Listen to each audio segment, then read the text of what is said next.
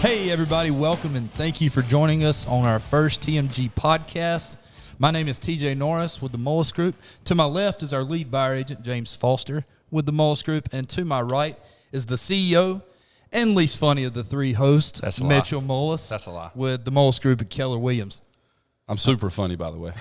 I'd like to say thank you to Johnson Co. and Johnson Co. Photography and Productions. Absolutely. For doing this for us. He does a great job. Look him up on social media.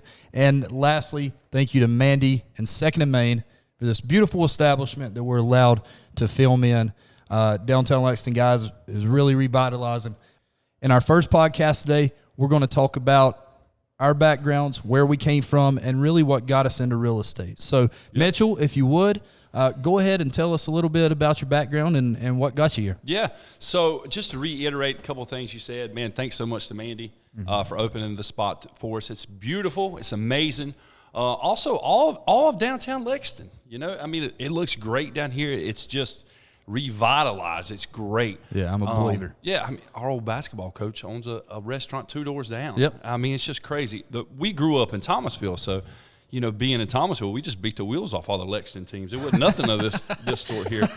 But, hey, we're back. But, yeah, you know, long story short, I got sick and tired of being sick and tired. I did the thing I was supposed to do, had a great job making 6 figures, you know, going to work every day, punching a time clock and working myself to death. And finally, man, you know, one of my best friends got into real estate.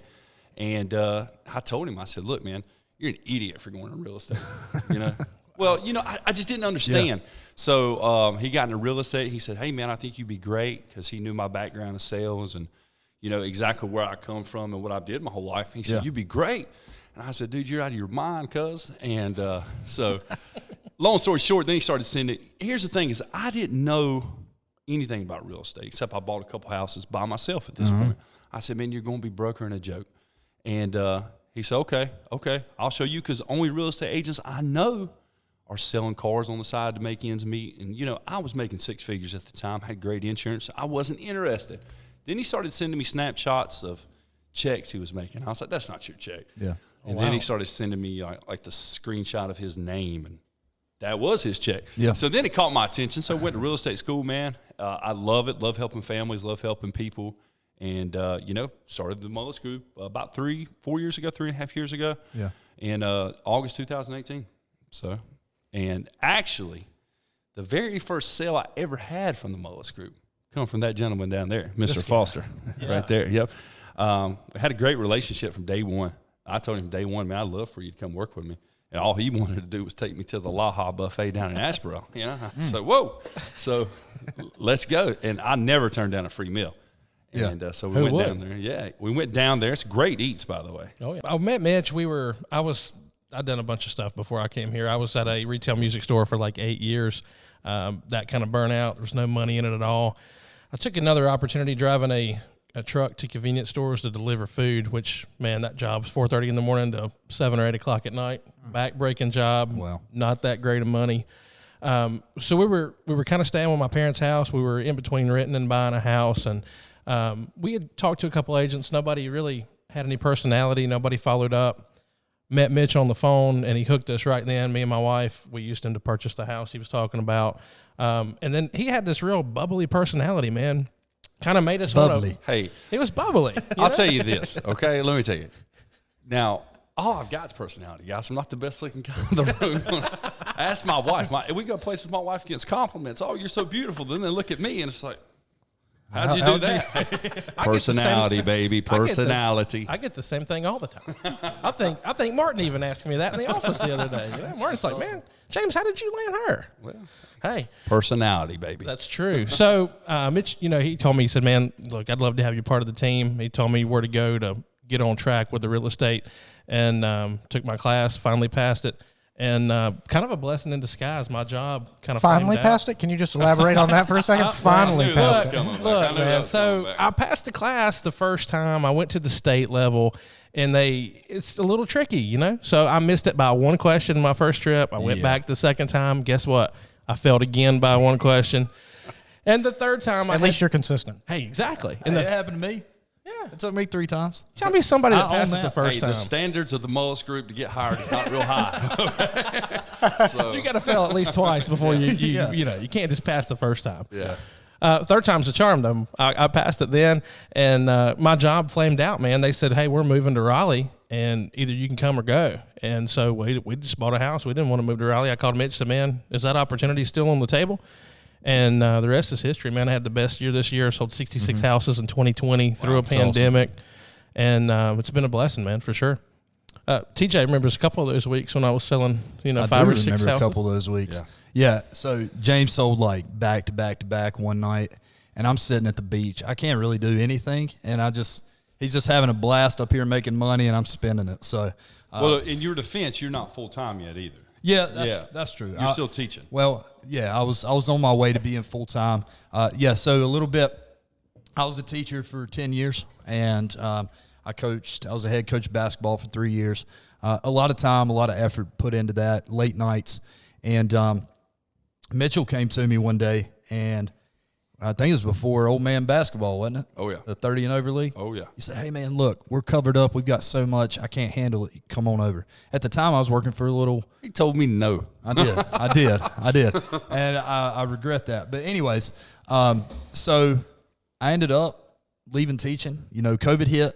I was going to be remote, and it just wasn't for me anymore, And so with that being said, I went back to Mitch, I think. Or no, you might have texted me one night. I stay consistent. Personality and consistency get you a lot of things. That's what it was. You sent me a quick text, and you said, hey, do you want to try this out or something like that? Mm-hmm. I knew what he meant, so I went and listened to what he had to say. And I remember it. I remember it like it was yesterday. Because, man, you got to realize, me and TJ grew up together. Same school, same sports, probably dated all the same girls. Oh, wow. And, we know that's not true. When I moved to TJ said I didn't need personality. Yeah. That's the key. When I moved to Thomasville, TJ was the guy in athletics and everything. As soon as I signed up, he became number 2. Oh, boy. But oh, yeah. When I made that call and I want to expand the team, man, I want to expand it with somebody like Mr. Norris here, who I know is big in communities, loves his family and loves his community, and just the way he did things. And I just really wanted him. I said, hey, man, we'd love to have you on the team. I think you could do great things. Yeah, and came on full time, and I think James went to the beach, and I had You might have returned the favor. I think I had the best 2 weeks that I've had in real estate. So yeah, 16 deals. Yeah, and did you hear that? Yeah, I heard that. Whatever. And It was 16. yeah, 16 deals. Yeah. In a week. Now keep in mind, I'm at the beach too. Okay, that is so true. He benefited a lot. So I benefited a lot. I did, and I've told Mitch before that I apprecited that a lot. That he left too. So When y'all going back to the beach? I'm having a little slump here. I was Not- thinking not about this telling weekend. No, I don't know. Not sure what to do with my hands at all times. just put them down, okay, Ricky. sorry. Put them down. Sorry. Let's talk a little bit about what got you here, TJ. I know I was consistent and I've got personality. We know that. But what was the point for you where you said, you know what, I'm going to go for it? And then even after that, I want you to dip into that. What got you here initially? And then, man, what got you here after, spending 8 years in college trying to be a teacher and getting you full time? I went to school for 4.5 years. Oh. Yeah. It's not what was said earlier. Not what was said. I thought we had a conversation about 7 and doctor. I was down in Charlotte for 7 years. Oh. Going to school for 4.5. He couldn't stop partying. He told his parents he was enrolled for a few extra years so he could just stay down there and get a little extra money. I was a transportation engineer at a local golf course, a.k.a. Cart Boy. He had a hat. It was official. If I had a superhero name and it was Cart Boy. I got to be honest, that's one of the best jobs ever. Oh, but I anyway, can see it. It just doesn't pay anything. But no, so I think I reached a point last year where I realized, I did the teaching thing. I loved it. The kids were great. Yeah. And it's just sometimes you just fall out of a fit. And I fit whenever I started there. You can bleep that out. Well, Lord, son, you never left. That is yeah, that is true. I liked it so much I went back. Yeah. But so just my heart wasn't in it anymore. I mean, I gave everything I could to those kids last year as we finished up remotely, but after that, I was ready for something new. Did you have any motivation to help you out the door at all? I did. Yep, there was some motivation there. Should we talk about it? Yeah, let's talk about it. Okay. Hey, I mean, I it's think our we all podcast. we've beat around the bush about it a little bit. It's a letter. We're just not sure what the letter is. It's a motivational letter, but Right. maybe not in the tenses that Yes. you might think.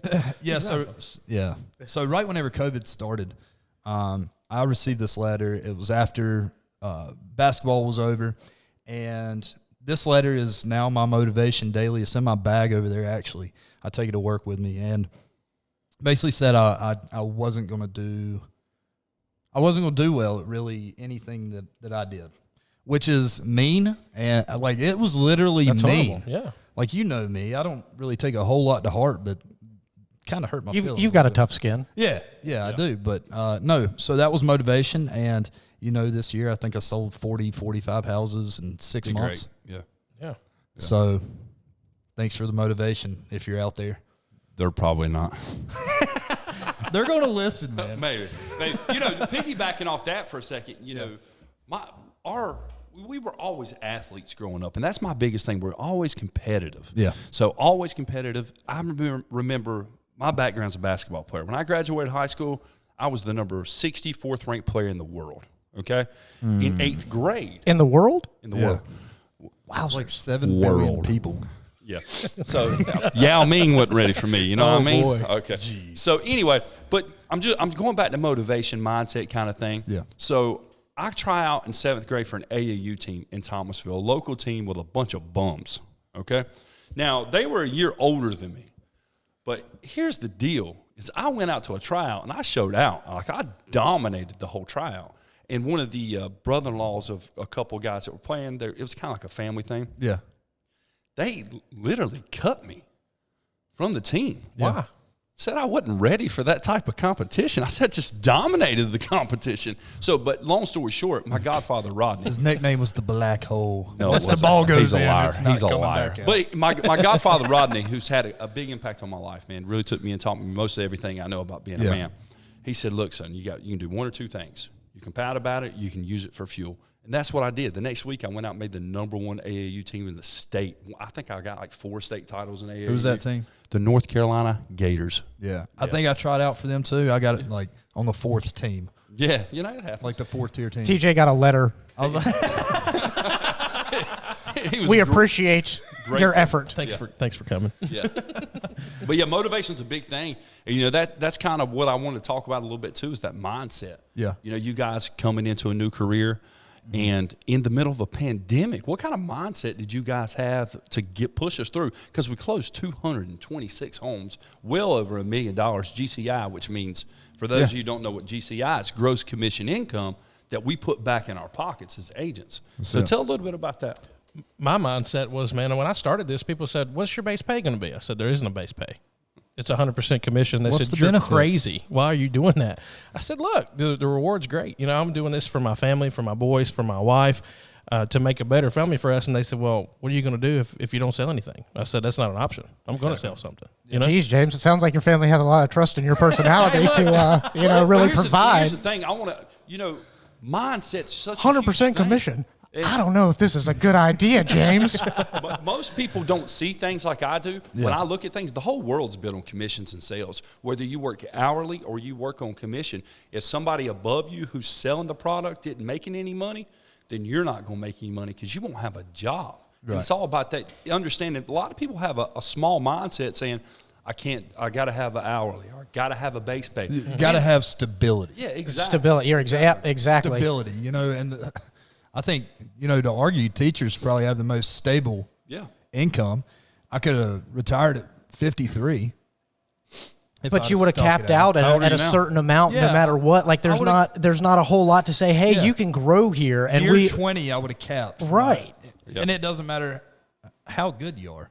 I could be one of the top history people, which I was, because we had a really good team at and there was no bonus for us.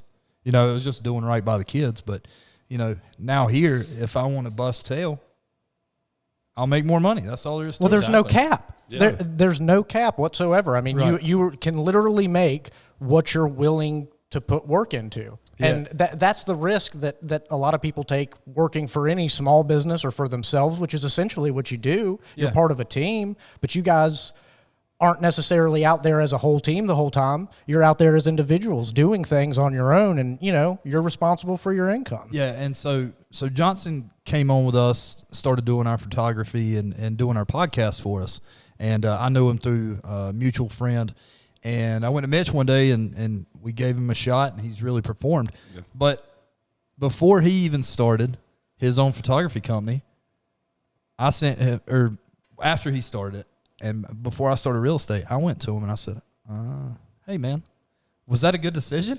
You left stability. You were making really good money. He did. Me and TJ, honestly, we didn't know each other that well at that point. Yeah. But he was like, it was kind of one of those moments where he was like, all right, this guy seems like he's enjoying himself. And, I know that he left a decently good job. I worked in the medical field for 9 years. Yeah. Had paid health insurance, had a 401k, had what a lot of people consider to be the American dream job. Right. But I wasn't in control of my time. Exactly. Yeah. Time's a big thing. And I think God, we're going to sound older than we want to, but I think the older you get, the more you realize that's the one thing you can't buy. It doesn't matter how much you're getting paid is time. Yeah. And, I remember TJ was like, dude, do you regret doing that? Is there anything about it that you, looking back, are like, oh, I don't know that was a good decision? And I told him, go for it. Yeah. You will not be disappointed in any way, shape, or form. There's going to be some scary times and some times where you're going to wonder, but you're going to excel and be awesome at what you do because you're only dealing with you and counting on you. Yeah. And I think you've been happy with the way things have played out. I've taken my lumps. Early on, I was talking about it this morning. Early on, it's very difficult if you don't buy in. Okay? And I got to be honest, I probably wasn't buying in whenever I got in. I knew Mitch. We grew up together. What's he going to tell me about sales? Right. What does he know? Then I realized, you know what? You don't know that much, TJ. So I really started buying into what he was telling us. And I know James did ride-alongs with him for like a month. And, once I took off my adult teacher hat and said, hey, you can be taught even more than what you know now. Now, honestly, the sky's the limit for me, I feel like. Self-improvement's a big thing. Looking back on my life with my mom, excuse me, my mom, my Aunt Anita, they worked their fingers to the bone to put me in good positions where I could be at in life. And I kind of took that same mantra, so when I tell you that I've worked on sales training my whole life, man, I literally have. And nothing ever comes easy. So I've had to bust my tail. Guys, you're talking about like taking a leap and going full time. Me and my wife just built a $225,000 house. And I left. And I walked out. I pieced. Yeah. Then the next morning, I cried. What did I do? I called back. Yeah. I said, can I please have my job back? I worked at a semi-family business, and the guy who owned it knew me my whole life, knew I was super talented. He said, Mitchell, it's time for you to spread your wings. And modest. Yeah. Yeah, well, They call me the black hole. But some of the best advice I got was from my best friend, Josh Hill, who got me into this. He said, quit, for lack of a better term, he said, quit being a wuss, and go make it. Yeah. Best advice I've ever got, and that's what we did. If you have a goal in mind and you want to make it, and you want to make your family's life better as well as yours, and go after it. Yeah. So kind of going through that, James. Let me ask you a question. He's talking about motivation. What is your why? Mitchell always talks about what is your why. My why is definitely the wife and my 2 boys at home. Making a life where they don't have to struggle. Don't have to worry about can they have clothes to wear, can they have food to eat. Where the wife can get a new 4Runner. Brand new. Yeah. Brand new 2021. I'm telling you, we were blessed in 2020, even through a pandemic. Like I said, sold 66 houses. I give a lot of credit to Mitch. And when I first started, I took the first month I was there, I rode with him to showings. Mm-hmm. I'd sit with him on calls. I'd sit with the ISA on calls. And tried to be really coachable, and I learned a lot that really relayed into all that. Yeah. But, to answer your question, the why is definitely the family at home, and making it where you don't have to worry about anything. It's been fantastic. How much more comfortable is life? So let's just do snapshots for each of you guys, just real fast, and give me 30-second answers. Snapshot from what your life was in 2018 at Christmas versus what your life in 2020 is like at Christmas financially. 18 was paycheck to paycheck. Hey, can we spend $50 out of this check to buy this kid something, buy her something, buy family something? This year was, we wore Amazon out. It was like Christmas every day all the way through December. And it was by far the best Christmas we've had for everybody included. Yeah. That's what I love to hear. That's why I started the Mullis Group. I started the Mullis Group. And when did you start that? Was that 2018? It was 2018. Okay, so what was then let's say your Christmas real quick. Yeah. What was your Christmas like 18, and then we'll get TJ's, and then. It was worrisome, I can tell you that, because I started in August, and, I just started a business. Now, we were fortunate. God blessed us to sell 67 homes from August to December. So it was a good Christmas, but I didn't have an idea what I was doing. And, I go back to the why. I started thinking to myself the other day about, why are we doing a podcast? Everybody keeps asking me that. Does anybody ask you guys that? Oh, yeah. Oh, yeah. My why has always been my family, my wife, my kids. 30, 40 years, Big Mitch probably ain't going to be here. Little Hopefully Mitch will this will be here for them to look back. It's your legacy. Yeah, and say, man, Daddy loved me. Yeah. Daddy cared about me. Hopefully, you're not going to die at 63, Mitchell. Let's just go ahead. A long life like, expectancy. I'm just telling you guys, it's funny. He's a bigger guy, But getting back to your why, let's be honest. My story's going to be a little different because I met Courtney in 2010, and she changed my life. Like, literally, not to sound cliche, she made me want to be better and go after and give her the world. Yeah. So my whole life's been controlled by that, trying not to disappoint her, trying not to let her down, and trying to give her things in life that she wanted and needed. So, man, my whole life's been like that. And she's been really supportive of me, pushing me the whole time, always supportive whenever I started a new adventure, and she's my biggest fan. So her Christmas was good this year then? Oh, yeah. Best Christmas she ever had.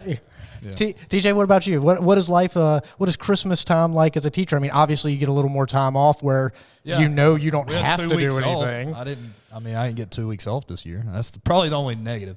Now, you took a week and a half. Okay. All right. So, yeah.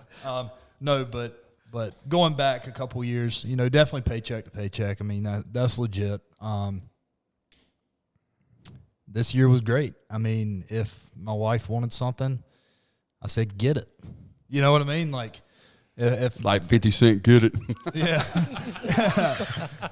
Get it, girl. And now we're telling our age. Well, Sorry no for that. kidding. No, so kind of going back to our whys, definitely December of 2019, my daughter was born, and that changed me completely. And I guess that's honestly around the time where I probably made the decision that I made, that I wanted to do better, not monetarily and really professionally as well. And I wanted to do better for her, and I wanted to do better for my wife. My wife has always been supportive. Whatever you want to do, TJ, I got you. And I think that's one of the most important things that we all, share that we have supportive wives, and they have to be. Yeah, like they have to be in this business because there's nights we're going to 7:30, 8 o'clock, and they've got to tote the load at the house. When I first started, I didn't know how to time block. Man, I was going all the time, and she said, "You can't." Exactly. She said, "Man, what are you doing? You're going every day. You're going till 9 or 10 o'clock. This is not any different." And I said, "Well, the rewards are a lot better, right?" Yeah. After that first 6 months, man, I got it in check, and it's been great. Thank Mandy and Second and Main for allowing us to film our podcast here in downtown Lexington. Make sure you stop by, check it out. Beautiful atmosphere, great atmosphere, laid-back atmosphere. We'll see you there. In our next TMG podcast, we will be discussing small business and how they've been affected by coronavirus. Be sure to check in.